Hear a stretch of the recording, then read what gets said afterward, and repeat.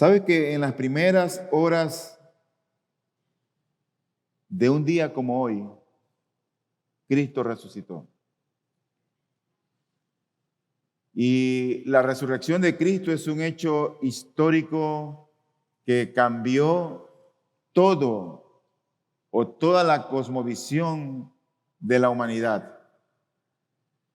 Y la humanidad está partida en dos grupos: los que creen en Jesús y los que no creen en Jesús. No hay más, no hay un grupo intermedio. Los que creen y los que no creen. Y la razón de estar nosotros aquí justamente hoy es para oír de Jesús, para conocer su vida, para conocer su historia, para conocer a este hombre, para saber más de él. Lo que nos conlleva a reunirnos aquí es justamente para cantarle a él. Y todo hombre o toda mujer que dice creer en el Señor debería tenerlo a él como la máxima expresión de su vida. Nuestra vida debe girar en torno a él. Si tú vas a emprender un negocio, si vas a casarte, si te vas a ir de viaje, pregúntale a él a ver qué él opina de eso que tú quieres hacer. No lo saques de la ecuación, no lo borres de tu agenda. Involucra a Cristo en todo lo que tú quieras hacer para que te vaya bien. Él realmente es el amigo que no falla. Y nosotros siempre hacemos bien en estar atentos a sus consejos, a su voz, a su dirección. El día de hoy estaremos hablando acerca de ese hecho histórico que es la resurrección de Cristo. Y este es un tema que lo solemos predicar de vez en cuando, y ahora hemos aprovechado la oportunidad de estas festividades para recordar no solamente la muerte de Cristo o lo que Él dijo en la cruz, sino también el hecho probablemente más importante, que es la resurrección. Y nosotros vamos a estar basados en el libro de Primera de Corintios, en el capítulo 15, y vamos a analizar del versículo 1 al 29. Pero para que tú tengas una idea, la iglesia de Corinto, estas personas o la ciudad de Corinto, que era una mezcla de judíos, era una mezcla de griegos y de autoridades romanas, ellos no negaban la resurrección de Jesucristo. Lo que ellos negaban era la resurrección del cuerpo. Algo extraño en lo que ellos creían. Y el argumento del apóstol Pablo es que si se niega la resurrección del cuerpo, entonces se niega la resurrección de Jesucristo. Porque Jesucristo resucitó con su cuerpo. A Tomás le dijo: mira mis llagas, mira mis manos, mete la mano en el costado, le dijo él. O sea, él resucitó en su cuerpo. Y el argumento que nos da la Escritura es que si alguien no cree en la resurrección de Jesucristo, entonces el Evangelio no tiene sentido. La Biblia no tiene sentido. El Evangelio es como que quedaría algo así como en el limbo, como en el vacío, porque muchos buenos hombres vivieron y murieron, pero ninguno de los que murieron han resucitado para vida eterna como el Señor Jesucristo. Tenemos el caso de un Mahoma, tenemos el caso de María, tenemos el caso de Mahatma Gandhi, tenemos el caso de muchos que tuvieron discípulos, pero todos ellos murieron sin haber resucitado. La pregunta a mí es: ¿cuál es tu pensamiento acerca de la resurrección? Yo creo que a veces nosotros no estamos como muy enfocados en la resurrección. Nuestros pensamientos no se van hacia la resurrección porque parece ser que más disfrutamos esta vida. Y no hay tiempo para pensar en lo que viene, sino en lo que tenemos. Bueno, eso no es algo nuevo. Si ese es tu caso, eso no es algo nuevo. Pero mira que en las primeras iglesias que se describen en la Escritura, las iglesias del primer siglo, había dos clases de trasfondos. Había el trasfondo de los judíos y había también el trasfondo de los griegos. Los judíos estaban influenciados por los saduceos, y los saduceos, ellos negaban a rajatabla la vida después de la muerte.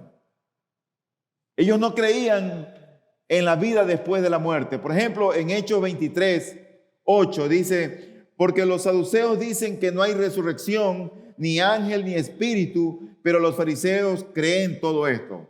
Ellos no creían en la resurrección. Pero por otro lado también estaban allí los griegos. Lo cierto es que el Antiguo Testamento no nos da como un respaldo certero acerca de la vida después de la muerte. Tú no encuentras mucho material que digas, wow, aquí está. Tú vas a la Biblia y no te habla mucho la Biblia acerca de la vida después de la muerte. La gente en el Antiguo Testamento, tú ves que ellos creían en el Seol. No es lo mismo el Seol que el infierno. Cuando ellos morían, ellos sabían que iban a un lugar lúgubre, sombrío, triste, alejado de Dios, separado de la humanidad, a un lugar que estaba más abajo de la tierra. Ellos creían eso. Ellos creían en el Seol. Por ejemplo, el Salmo número 6, versículo 5 dice: porque no hay en la muerte memoria de ti, en el Seol, ¿quién te da gracias? Ellos, en el Antiguo Testamento, las personas no tenían como muy claro el aspecto de la resurrección o de la vida después de la muerte. El Salmo 115:17 dice: los muertos no alaban al Señor, ni ninguno de los que descienden al silencio. Esos que descendían al silencio era considerado como ese lugar vacío, mudo, triste, en penumbras, el Seol. El Salmo Isaías 38:18 dice: pues el Seol no te expresa gratitud, ni la muerte te alaba. Los que descienden a la fosa no pueden esperar tu fidelidad. Y así hay una serie de textos que hablan del Seol en los salmos, en los proverbios, en los profetas. Pero parece que los fieles en el Antiguo Testamento se aferraban a Dios, pero en este mundo, en esta vida. Estaban seguros de Dios, pero en esta vida. Pero algunos, unos que otros, tendrían cierto rayo de esperanza después de esta vida. Y escribieron algo acerca de eso. Por ejemplo, uno de ellos fue Job. Job dice en el capítulo 19, 25 al 27, yo sé que mi Redentor vive, dijo él, y al final se levantará sobre el polvo. Y después de deshecha mi piel, aún en mi carne veré a Dios, al cual yo mismo contemplaré y a quien mis ojos verán y no los de otro. Desfallece mi corazón dentro de mí. Este hombre expresa que aunque él tenga que morir, aunque su piel se vaya a secar, a causa de que su Redentor, de que su Dios vivía, él iba a ver a Dios. Pero eso no era el pensamiento común de la gente en el Antiguo Testamento. Lo que los santos del Antiguo Testamento creían era que en esta vida, si alguien tiene una relación estrecha e íntima con Dios, ni siquiera la muerte podría romper esa relación con Dios.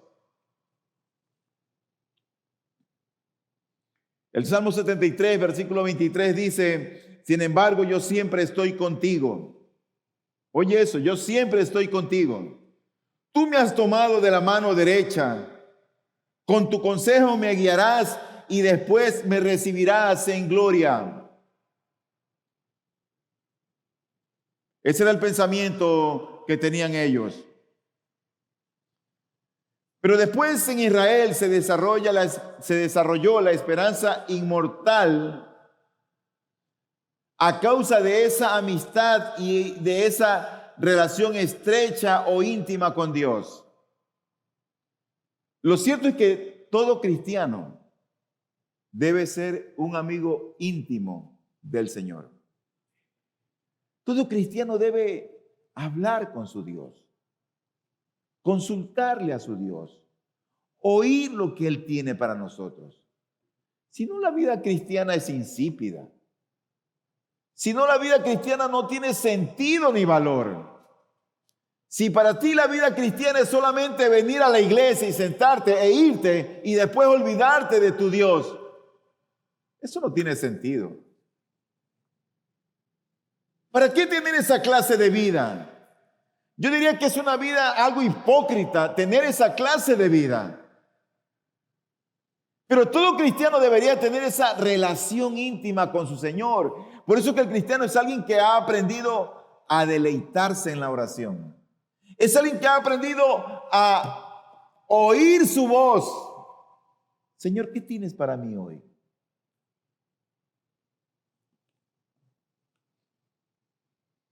Lo cierto es que cuando vemos al mundo griego, esta gente en verdad que tenían un temor a la muerte. Por ejemplo, Eurípides, él dijo, sin embargo, los mortales aquejados de innumerables males aún aman la vida, anhelan cada nuevo amanecer, contentos de soportar lo que conocen antes que venga la muerte desconocida. Ellos tenían terror a la muerte. Y yo creo que al día de hoy hay gente que le tiene terror a la muerte. Los griegos creían en la inmortalidad del alma, pero creían también en la disolución del cuerpo. Ellos tenían un refrán, esta gente, los griegos, que era la cultura predominante. Ellos decían, el cuerpo es una tumba. Ese era el refrán que tenían ellos. El cuerpo es una tumba. Para los griegos el cuerpo llegaba a un momento en que cuando morías se disolvía. Por eso les resultaba inconcebible creer en la resurrección del cuerpo. Ellos tenían un trasfondo y ese trasfondo estaba relacionado con su cultura y con lo que venían creyendo año tras año.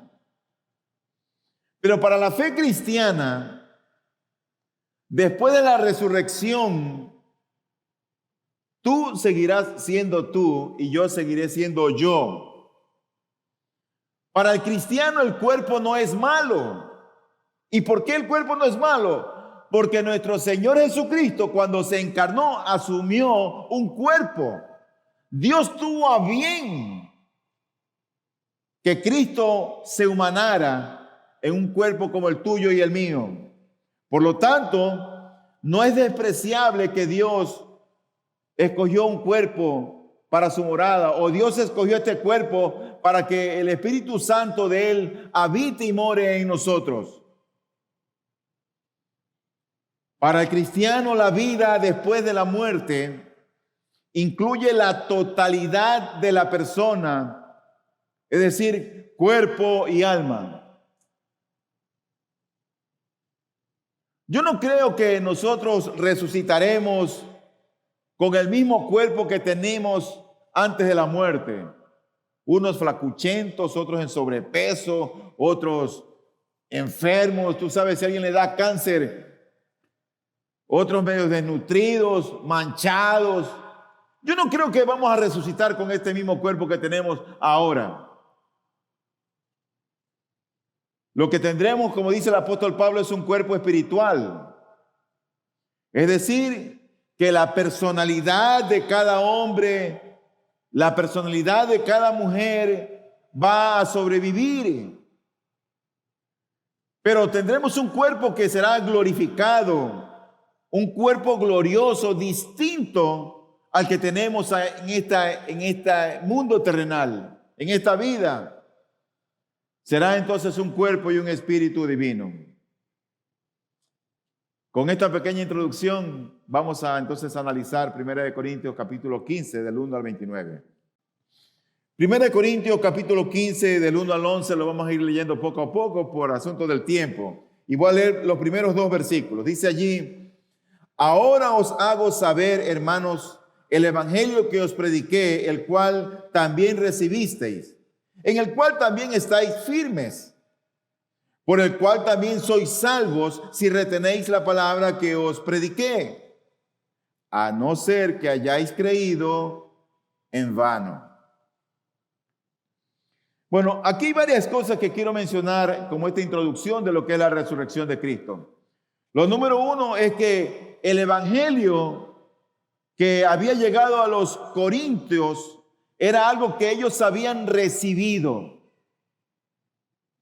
¿Quién se lo había entregado? El apóstol Pablo. El apóstol Pablo era parte de ese grupo especial que dejó el Señor en su iglesia para que el evangelio sea esparcido. Y él llegó a Corinto, se reunió con un grupo de personas y les entregó el evangelio. ¿Sabes? Eso es lo que hace la iglesia. Eso es lo que tú deberías hacer. Entregar el evangelio a otros, compartir el evangelio con otros, hablar de Cristo a otros. Eso es lo que debe hacer todo creyente. Era algo que ellos habían recibido, como dice la Biblia. La iglesia estaba depositando el evangelio en aquellos que no conocían a Cristo. Pero también me llama la atención en el versículo 1 que dice: ahora os hago saber, hermanos, el evangelio que os prediqué, el cual también recibisteis, en el cual también estáis firmes.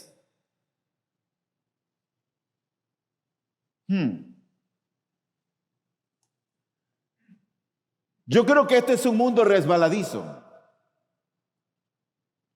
Yo creo que en este mundo tropezamos.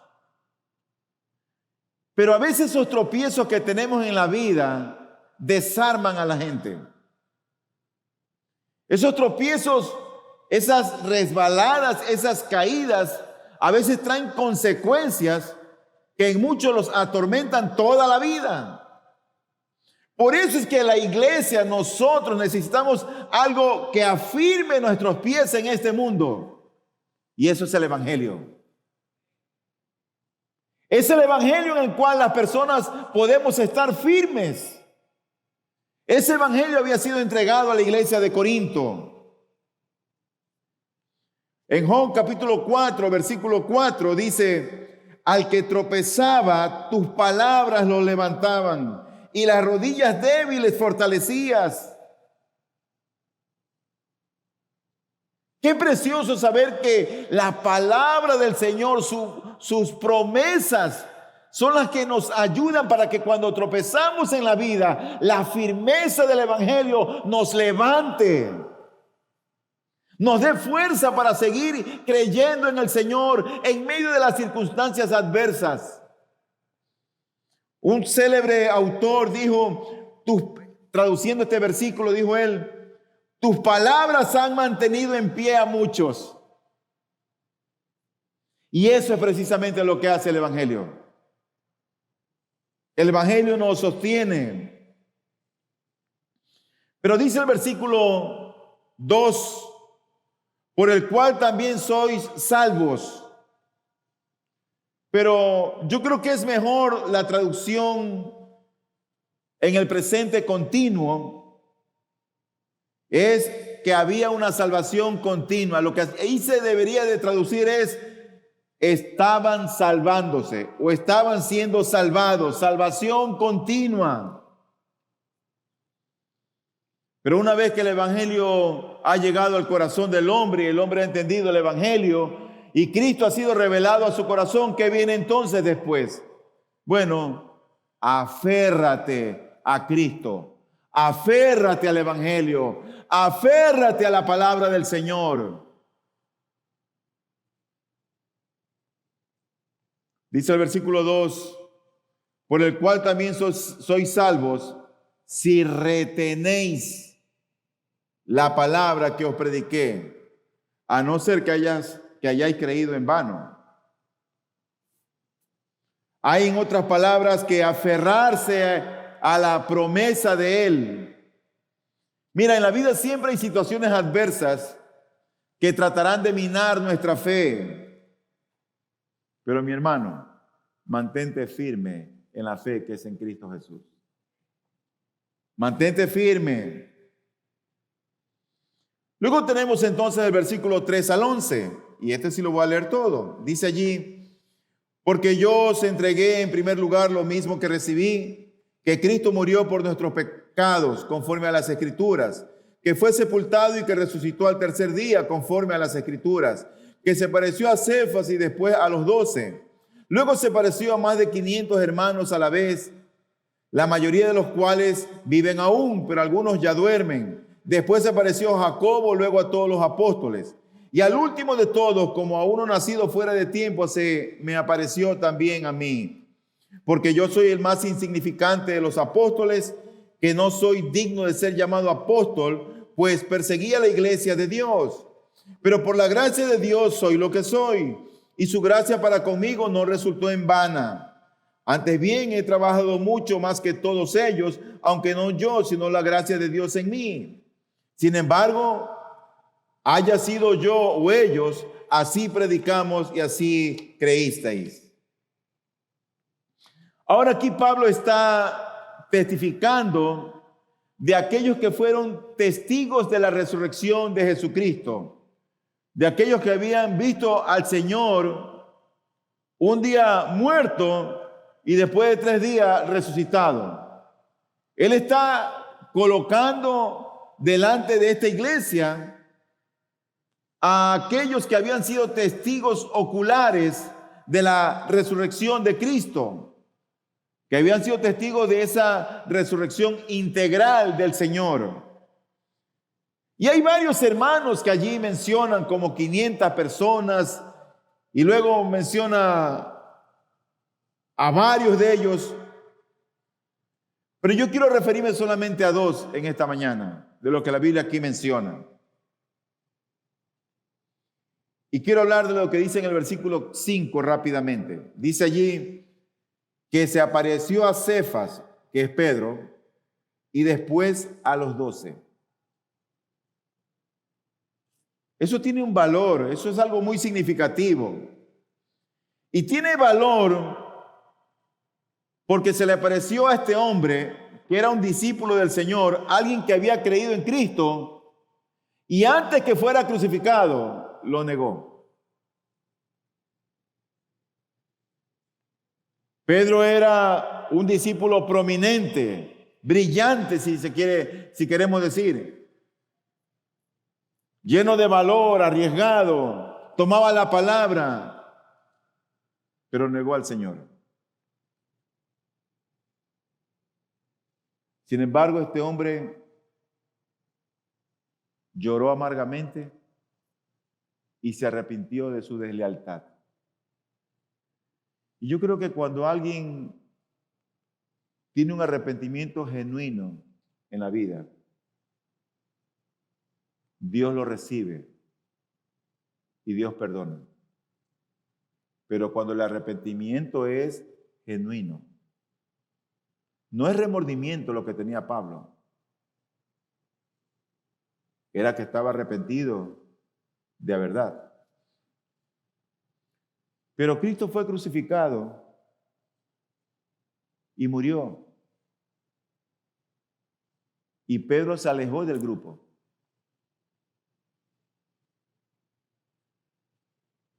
Él, con esa negación, yo no puedo imaginar lo que él sentía. Sin embargo, cuando el Señor resucita, oye lo que dice a las mujeres después de la tumba en Marcos 16:7. Pero vayan, digan a sus discípulos y a Pedro. ¿Por qué pone a Pedro? Él va delante de ustedes a Galilea, allí lo verán tal como les dijo.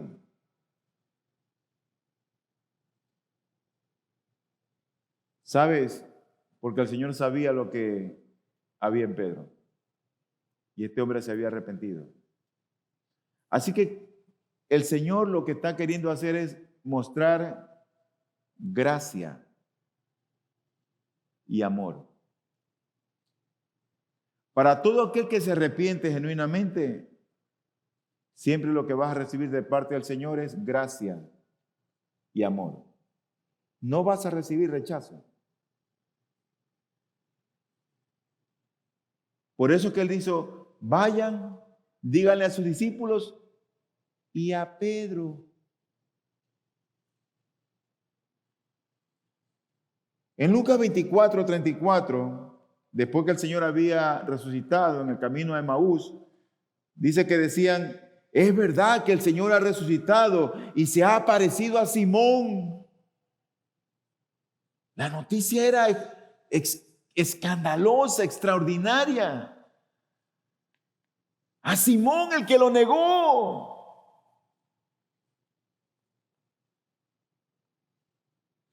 Eso es gracia y amor de Cristo. Yo creo que otros hubieran descartado a Pedro, pero Jesús no lo descartó. Jesús quería consolarlo. Él no lo despreció. ¿Sabes que yo creo que al día de hoy Cristo quiere seguir consolando a varios de ustedes que no conocen quién es Jesús, que están lejos del Señor, que son negligentes para con Dios, que no les gusta hablar a Dios, que no les gusta oír su voz? Y tomamos la iglesia como ese lugar donde llego el domingo y de lunes a sábado en mi vida. Bueno, Dios también ve eso con tristeza. Pero si tú te arrepientes, Él no te va a rechazar. No lo va a hacer. Entonces quería solamente mencionar en primer lugar a Pedro. En segundo lugar quiero mencionar a otro hombre. El versículo 7 dice allí, después se apareció a Jacobo. ¿Quién es Jacobo? ¿A qué Jacobo se refiere?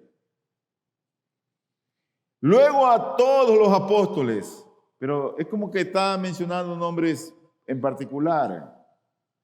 Jacobo es el mismo que Santiago, es el mismo que el hermano del Señor, el hermano del Señor Jesucristo. Ocurre que Jacobo o Santiago estaba dentro del grupo de hermanos que no creían en él. No creyeron en él. Su familia no creía en él como el Salvador del mundo, como el Mesías enviado de Dios Padre. No creyeron que él venía a rescatar a la humanidad. No creían que él era el Mesías.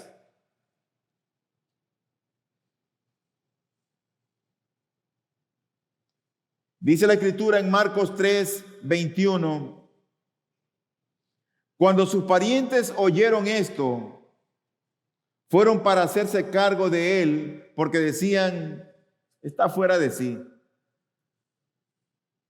Él hace un milagro, está hablando, la gente se amontona. ¿Y sabe lo que dijo su propia familia? Está loco. Él está loco. Su familia. La familia del Salvador del mundo. Y entre ese grupo estaban Santiago, Jacobo. De hecho, Juan capítulo 7, versículo 5, dice, porque ni aun sus hermanos creían en él. Los hermanos de Jesús, María tuvo otros hijos, perdón. Jesús tuvo otros hermanos, él fue el primogénito, el mayor. Pero ni aun sus hermanos creían en él. Y sabes que una vez más, lo que vemos en el Señor Jesucristo es gracia y amor. No creían en él. Pero él se le apareció a Jacobo, quien tampoco creía en él.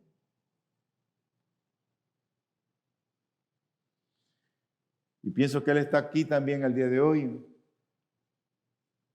para revelarse a aquellos que aún no lo conocen.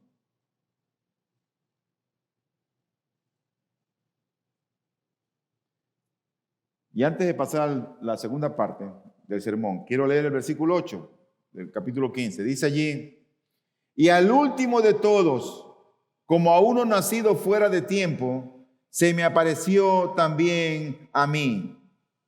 Eso está escribiendo el apóstol Pablo. Y él dice que también se le apareció a él en el camino a Damasco. Ustedes conocen la historia en el libro de Hechos, en el capítulo 9. Él testifica que se le apareció a él. Y aquí una vez más la gracia y el amor de Cristo se hace manifiesto para una persona que era enemigo de los cristianos, era enemigo acérrimo de la iglesia. Y se aparece este hombre que de paso no era ni bonito, no era ni guapo. Dice la Escritura en 2 Corintios 10:10, porque ellos dicen, los que escribían de Pablo, decían de él, sus cartas son severas y duras, pero la presencia física es poco impresionante. Así decían de Pablo. Es que tu presencia me impresiona. Mírate. Y tras el paso lo criticaban como hablaban, porque decían que tenía una voz chillona. Dice, y la manera de hablar despreciable. Pero aún ese hombre que era despreciado por otros y que era perseguidor de la iglesia y enemigo de los cristianos y consentía en la muerte de otros, aún a ese Dios se apareció en Jesucristo. Qué misericordia de Dios, ¿no es cierto? Qué amor tan profundo, que no hay palabras como para poder expresar. ¿Cómo es posible, Señor? Es que si a mí me hacen eso, si a mí me desprecian, si a mí me... Ay, Dios no es así.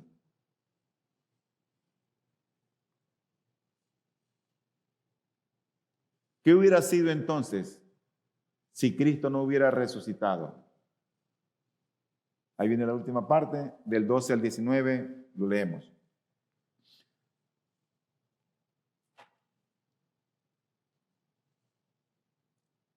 Ahora bien, si se predica que Cristo ha resucitado de entre los muertos, ¿cómo dicen algunos entre vosotros que no hay resurrección de muertos?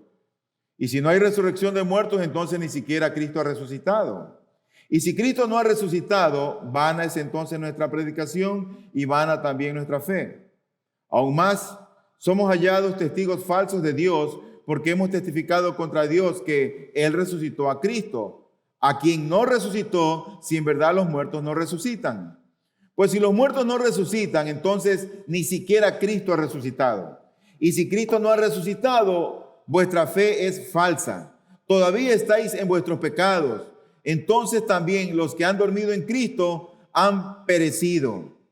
Si hemos esperado en Cristo para esta vida solamente, somos de todos los hombres los más dignos de lástima. Si tú te das cuenta aquí, Pablo ataca la posición central de sus oponentes. Los oponentes que estaban en Corinto, que decían ellos tajante, los muertos no resucitan, decían ellos. El cuerpo cuando muere se pudre, no resucita.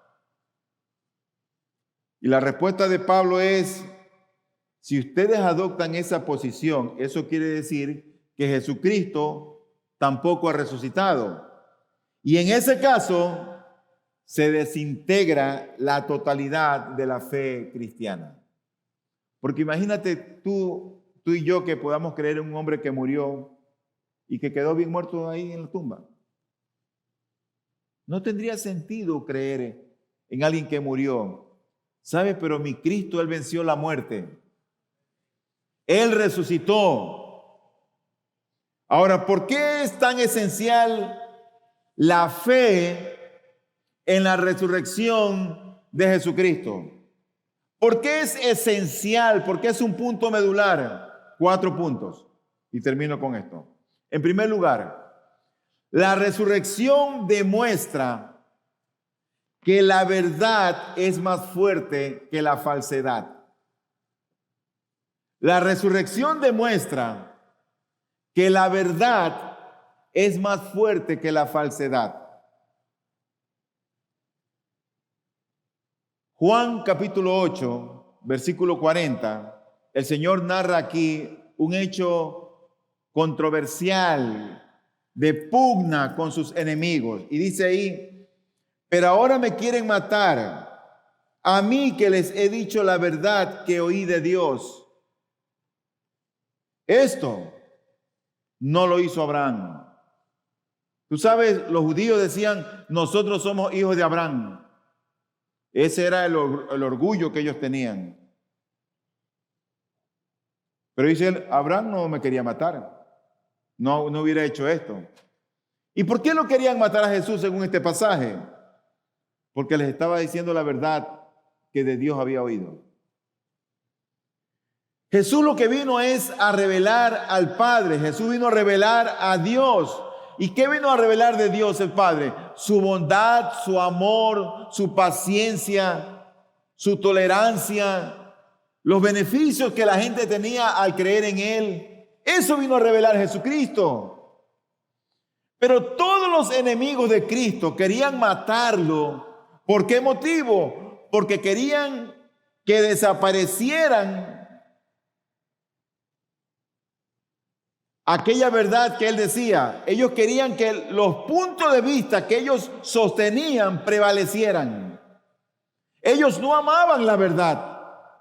Ellos estaban equivocados, amaban la falsedad.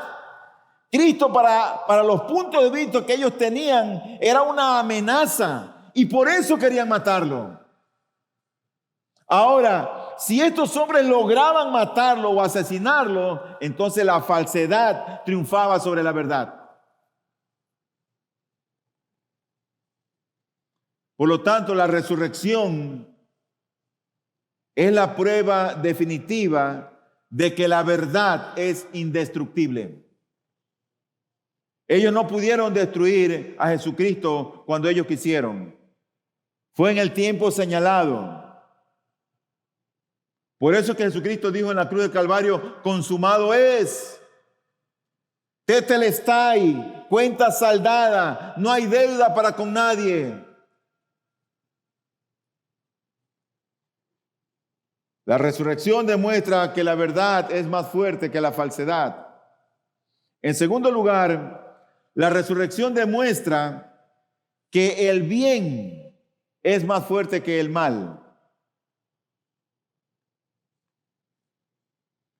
En esa misma conversación poco amigable con sus detractores y enemigos, en el capítulo 8, versículo 44 del Evangelio de Juan, dice la Biblia que el Señor les dice a ellos, ustedes son de su padre el diablo y quieren hacer los deseos de su padre.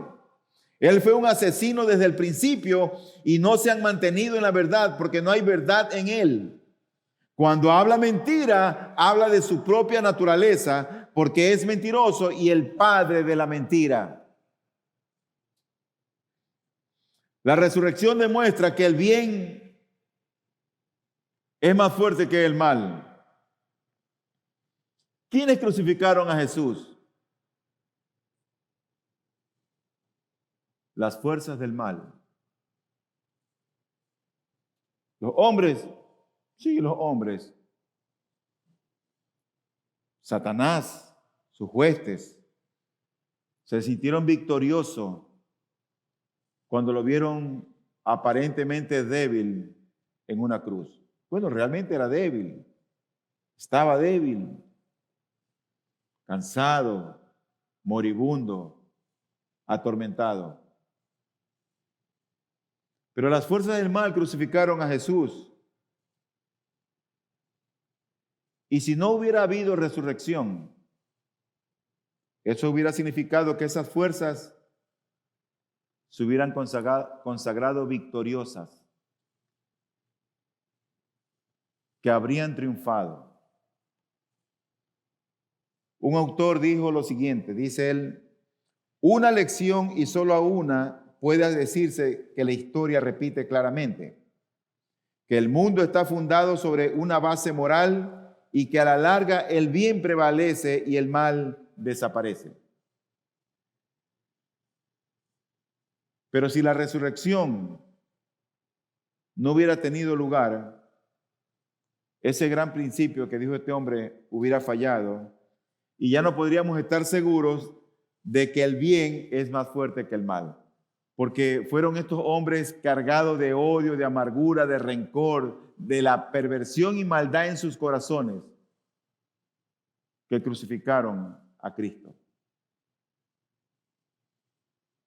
Si Él no hubiera resucitado, entonces el mal hubiera triunfado sobre el bien. Pero no fue así. Fue el bien que resucitó y el mal quedó expuesto. En tercer lugar, la resurrección demuestra que el amor es más fuerte que el odio. Eso demuestra la resurrección. ¿Sabes que Jesucristo era la encarnación del amor de Dios? Eso fue Jesucristo. Por eso dice Juan 3:16, porque de tal manera amó Dios al mundo que dio a su Hijo unigénito. Cristo era el amor de Dios encarnado. Eso fue Cristo. Y los que le crucificaron estaban repletos, cargados de odio, de amargura y de perversión. Si no hubiera habido resurrección, significa que el odio humano, la maldad humana, triunfaba sobre el amor divino. Entonces, el odio y la maldad hubieran derrotado al amor. De hecho, en el libro del Cantar de los Cantares, en capítulo 8, versículo 6, allí se nos dice: ponme como un sello sobre tu corazón, como un sello sobre tu brazo. Oye esto, porque fuerte como la muerte es el amor. Inexorables como el Seol. Así es el amor. El amor es fuerte. Es como un sello. La resurrección de Jesucristo demuestra que el amor es más fuerte que la muerte y el odio. Y mi último punto es que la resurrección demuestra que la vida es más fuerte que la muerte. La vida es más fuerte que la muerte.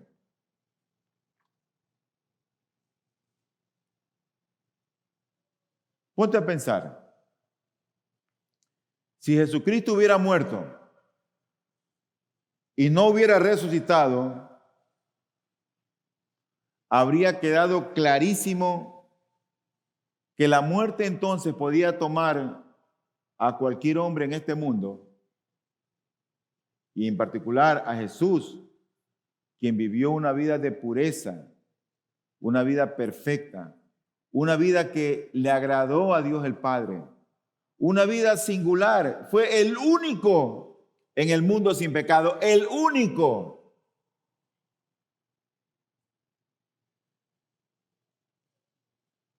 Si Él no hubiera resucitado, significa que entonces la muerte lo tomaba Cristo, puro, sin pecado, que tuvo una vida que agradó a Dios, y entonces la muerte destrozó a Jesucristo, lo mató cruelmente en una cruz y la muerte triunfó. Pero sabes que la resurrección de Cristo nos muestra que la vida es más fuerte que la muerte. Y eso fue lo que vino a dar Cristo, vida. Si tú estás en este mundo creyendo en Cristo, lo que los cristianos disfrutamos es de vida abundante. Todo cristiano disfruta de vida abundante. No tiene pruebas, tiene luchas, tiene dificultades. A veces toca la puerta la enfermedad, a veces la escasez,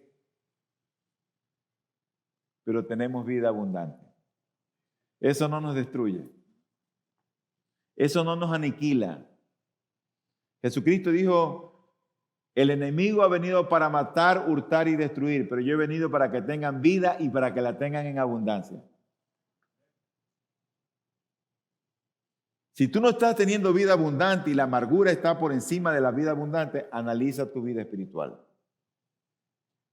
Si tú eres lo que por todo se queja,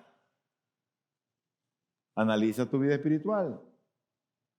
Si tú eres lo que todo te lamentas y por todo lloras y te victimizas por todo, analiza tu vida espiritual. Porque a sus hijos el Señor les vino a dar vida abundante en vida. Pero ¿qué pasa cuando morimos? Bueno, después que resucitemos, el Señor nos da vida eterna. Y esa es la esperanza que hoy tenemos. Si no tenemos nosotros esa esperanza de vida eterna, dijo el apóstol Pablo en este capítulo, somos los más dignos de lástima. Si tú crees que el cristianismo se vive solamente en esta vida y no después de esta vida, entonces hay que tener lástima de ti. Porque los cristianos tenemos esperanza de vida eterna en esta vida, aun cuando tengamos que morir. Esa es la esperanza del cristiano. Vamos a orar.